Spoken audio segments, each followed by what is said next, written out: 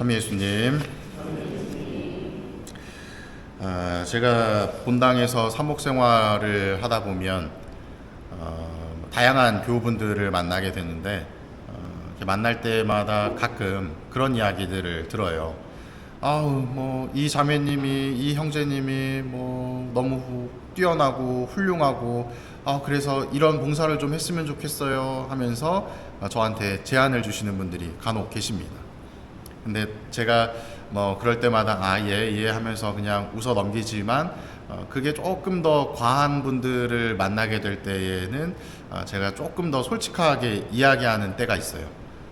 그 솔직하게 이야기하는 게 그분의 판단이 잘못됐다 이런 게 아니라 말씀해 주신 분은 권해 주시는 봉사 자리보다 다른 쪽이 더 어울릴 것 같다 라고 이야기를 하면서 이제 완곡된 거절을 이야기를 하곤 합니다. 근데 이러한 표현이 사실 없는 이야기가 아니라 실제로 제 기준에서 제가 보기에 이 형제님은, 이 자매님은 이런 쪽에서 봉사를 하시는 것이 더 걸맞지 않을까 싶은 생각이 들 때가 왕왕 있어요. 또 그럴 때마다 그러한 봉사직을 잘 수행하기 위해서 조금씩 방향성을 제시를 해드립니다. 가령 소공동체다. 저분이 한 10년, 20년 뒤에 소공위원장이 될 것 같다 하면 천천히 소공동체 반장부터 맡겨보는 거죠.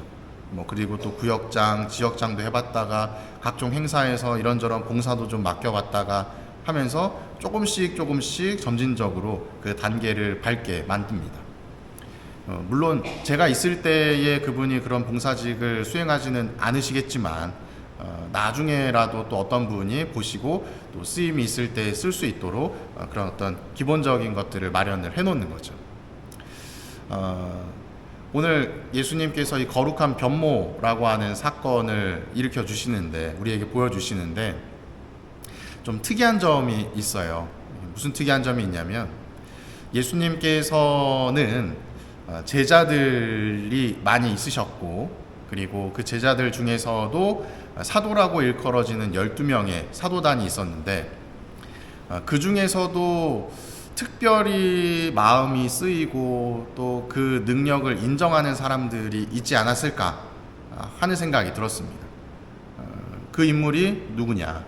오늘 복음에 나오는 베드로와 야고보와 요한이라고 짐작이 돼요. 왜냐하면 복음에 보면 특별히 이 세 명만 이끌고 가서 무언가를 보여주시는 사건들이 등장을 하는데, 첫 번째는 여러분들 기억나실 겁니다. 회당장 야이로의 딸을 살리는, 탈리타쿰 하면서 살리는 그 복음의 내용인데, 그 복음에서도 죽은 딸을 살릴 때 방에 들어가는 인물이 예수님과 부모님, 그리고 베드로와 야고보와 요한만 따로 데리고 방에 들어갔다고 이야기를 해요. 그리고 죽었던 딸을 살리는 그 기적을 그 세 명이 볼 수 있도록, 체험할 수 있도록 마련해 주십니다. 아마도 그 세 명의 제자들은 깜짝 놀랐을 거예요. 왜냐하면 생명과 죽음을 주관하는 것은 하느님이 하시는 일인데, 그 하느님이 하시는 일을 예수님께서 직접 하시는 모습을 통해서 이분은 우리가 생각하는 그냥 일반적인 예언자가 아니라 정말 하느님의 아들, 메시아일 수도 있겠구나 라고 하는 그 생각의 씨앗이 뿌려지는 계기가 되지 않았을까 생각이 듭니다. 그리고 두 번째 사건은 이제 오늘 복음에 나오는 거룩한 변모 사건입니다. 이때에도 예수님께서 따로 산에 오르실 때 세 명의 제자, 베드로와 야고보와 요한만 따로 데리고 산으로 올라가셨고, 그곳에서 모세와 엘리야와 함께 거룩하게 변모된 모습 안에 당신께서 다른 이들과 구별된 존재라는 것을 그 세 명의 제자들에게 직접 보여주시죠. 복음서와 더불어서 교회에서는 이 거룩한 변모를 이렇게 이야기를 합니다. 예수님께서 하느님 나라에 가시는 그 사건을 미리 보여주는 것이다. 어떤 부활의 예표이고 또 영광스러운 순간의 어떤 예고편이다 라고 이야기를 해요. 그 순간에 머물렀던 인물이 바로 이 세 명이었다는 것이죠. 다른 사도들도 아니고. 그리고 또 한 가지 사건에 이 세 명이 동석을 하게 되는데, 이 세 번째 사건은 예수님께서 이 겟세마니 동산에서 피땀을 흘리실 때, 그때에도 이 세 명의 제자들이 함께 가게 됩니다. 너는 아직도 뭐 잠을 자고 있느냐, 나와 함께 한 시간도 깨어 있을 수 없단 말이냐 라고 얘기하셨던 그 순간에도 이 세 명의 제자 베드로와 야고보와 요한이 함께 있습니다.